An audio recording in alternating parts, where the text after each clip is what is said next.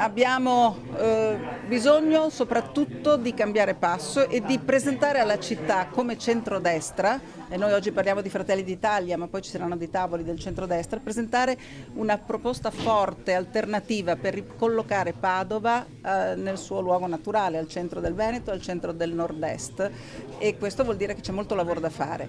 Un cambio di passo, quello pianificato dalla coordinatrice padovana Gardini, attraverso il recupero del rapporto con i cittadini che ad oggi disertano le urne, obiettivi che guardano alle scadenze, a breve delle provinciali e poi quelle delle amministrative. Appuntamenti per cui la squadra presentata da Fratelli d'Italia si compone di amministratori locali di esperienza maturata sul campo. Intanto, per la scelta dei candidati papabili alla corsa per guidare la città del Santo si tracciano le prime indicazioni. Troverei abbastanza strano, insomma, che laddove stiamo amministrando bene con gli alleati dovessimo cambiare il sindaco, sarebbe una roba alquanto inusuale. Laddove invece abbiamo amministrazioni di sinistra, di centrosinistra e noi non siamo oggi in maggioranza, lì Padova e Belluno nella fattispecie, dobbiamo fare un ragionamento, sederci con gli alleati, capire qual è la formula migliore. I candidati spendibili per interpretare la visione di città formulata da Fratelli d'Italia ci sono, specifica il senatore Urso. A donne e uomini, Elisabetta, Enoch, in condizione di governare questa città,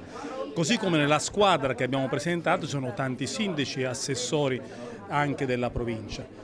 Fratelli d'Italia è un partito di governo, ha progetti di governo per questa città e per questa nazione, con cui dobbiamo confrontarci con i nostri alleati e con la cittadinanza affinché si possa finalmente fare un salto di qualità.